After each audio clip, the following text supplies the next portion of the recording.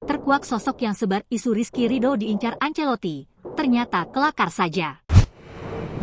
Isu bek timnas Indonesia, Rizky Ridho, menuju Real Madrid kembali mencuat.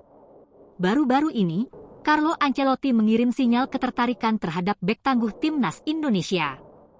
Pelatih Real Madrid, Carlo Ancelotti, melontarkan pujian terhadap penampilan Rizky Ridho bersama timnas Indonesia. Ketenangan dan kemampuan membaca situasi di lapangan menjadi kelebihan Rizky Ridho sebagai pemain timnas Indonesia. Isu ketertarikan Real Madrid kepada Rizky Ridho sudah terendus sejak tahun 2024. Presiden Persija Jakarta, Muhammad Prapanca, menyebut pihaknya siap melepas Rizky Ridho ke klub Eropa, namun tidak secara cuma-cuma.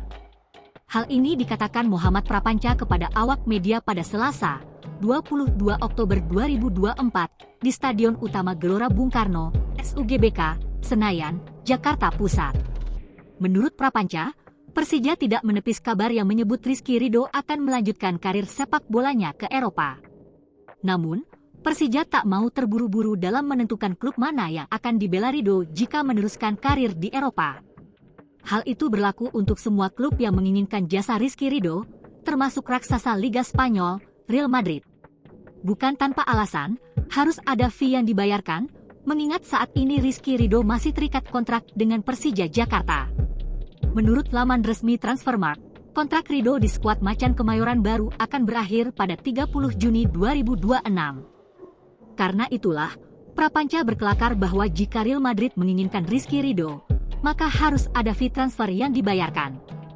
Tergantung saja, kalau Real Madrid mau ambil, ya silakan. Kalau transfer fee-nya oke dan mau Rizky Ridho, ya silakan, kata Prapanca. Meski begitu, sejauh ini belum ada surat resmi yang masuk ke Persija berisi ketertarikan terhadap bek timnas Indonesia itu.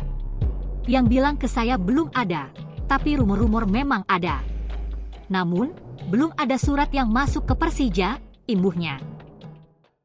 Download Tribun X sekarang, menghadirkan lokal menjadi Indonesia.